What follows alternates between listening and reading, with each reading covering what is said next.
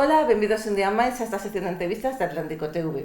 Hoxe seguimos a falar de música vinculada coa literatura e para iso temos a Alejo Amoedo, un académico, intérprete que está con nós, moitísimas grazas. Hola, gracias a ti. Que ven a falarnos do concerto que darán esta tarde con Nuria Lorenzo sobre Verne, a música de Verne. Bueno, Verne, o escritor dende cando é músico. Pois prácticamente desde o berce, porque a súa nai, o seu papá eran todos músicos. Bueno, era habitual, para contextualizar, era habitual no século XIX, na segunda metade, sobre todo, el naceu no 28, era habitual que nas familias houvese un piano, porque lembramos que Verne ven de familia aristócrata, ou burguesa, ao menos, a súa nai si que era aristócrata, era pianista. Entón, podemos dicir que do Verte, el xa coñecía a música.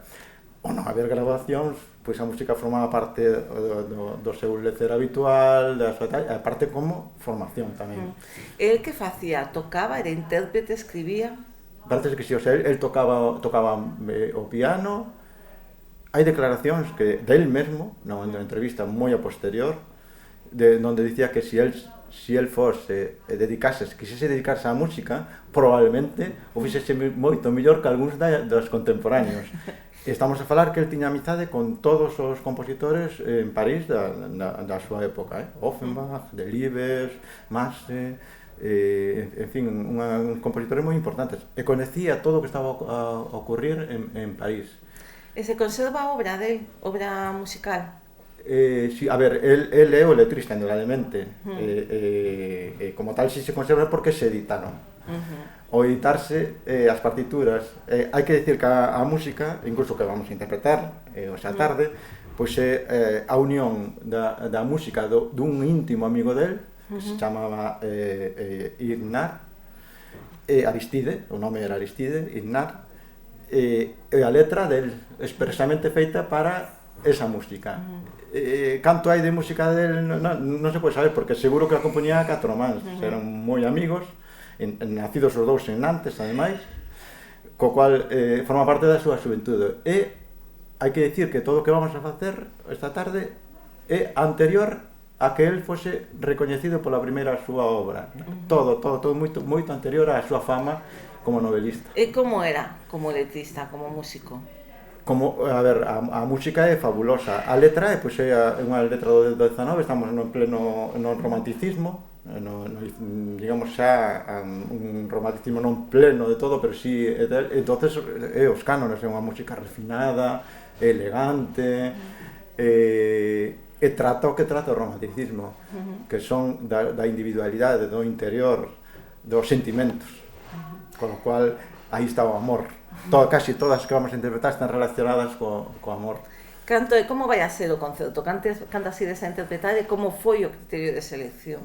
Sí, a ver, vamos a interpretar en total vamos a facer a primeira obra literaria del, que se chama Los Gavieiros, Gavieiros, que son os marineiros que suben a Gavieira, que é arriba, para vixiar, para ver a terra, etc. E tamén os que suben ao mástil, son nenos, polo que pon no texto eran nenos. Vamos a proxectar tamén as portadas, partituras, donde se ve nenos, pero nenos estamos a falar nenos non rapaces, sino nenos de 9, 10, 11 anos.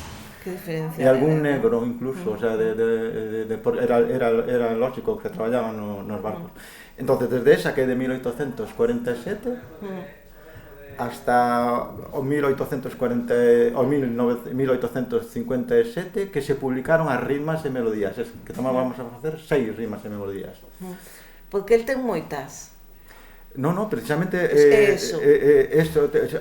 a ver, que el antes de saltar a fama coa primeira novela, que pois el era secretario dun teatro lírico, compoñía as letras para o teatro, e que ele era abogado, o sea, marchou a París para estudiar abogacía, e traballou de secretario nun teatro lírico. Ao ter amizade cos músicos, te podes imaginar, pois a súa vida será alrededor toda da música. Entonces, estas letras son anteriores a todo isto.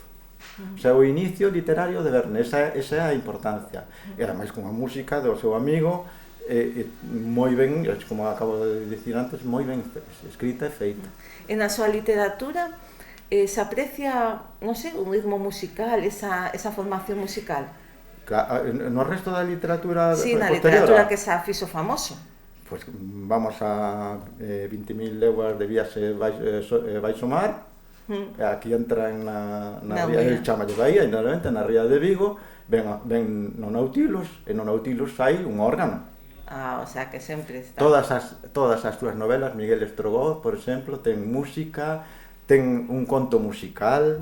Claro, eu unha vez que comenzas a traballar sobre elo, empecé a descubrir, hombre, pois o coñecemento que importante é para que nun futuro poida un ter as ferramentas e coñecer, o sea, el nomea compositores, nomea obras, pero concretas, non na súa literatura, incluso coa fantástica, o sea, el nomea a Bach, a Händel en moitas das súas obras, pero tamén nomea a Wagner, o sea, estamos a falar dun salto tanto, e incluso vai a máis pasado, Palestrina. Que quere dicir eso? Que a formación musical incidiu en moitas da súa literatura. Resumindo, o coñecemento en calquera área, pensábamos que era no tecnolóxico ou no resto, tamén na música, incide que el fixese as novelas tan que os entendemos como fantásticas, pero que están baseadas nun coñecemento. Bueno, non dixemos que este concerto organiza o Instituto de Estudios Vigueses, non? Moi importante. E que nos vai a permitir descubrir a outro Verne, entón. A outro Verne diferente. Eu creo que,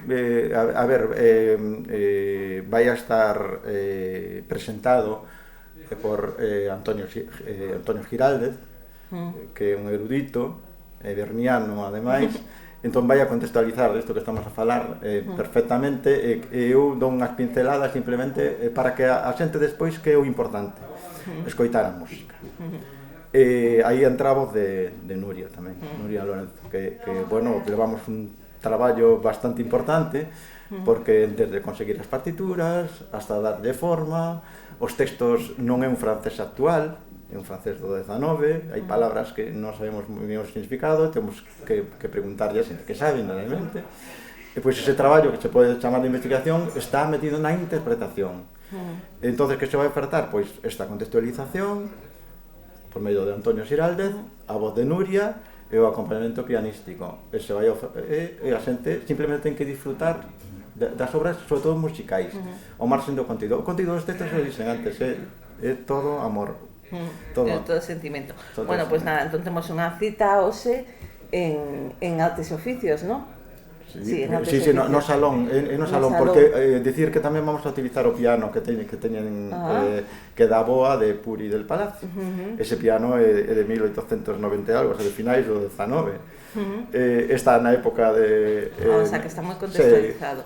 Moi ben. Bueno, antes de despedirte, Alejo, quería falar un pouco de, bueno, hai pouco que eres académico, ¿no? Membro da Academia de Belas Artes, e entraches con unha ponencia sobre o Reveriano Soutullo, un compositor que nos toca moi de perto. Contanos, por que o Reveriano? Nos toca, a mí expresamente, porque, a ver, eu fixen a miña tese de doutoramento sobre a súa obra para piano, eso en primeiro.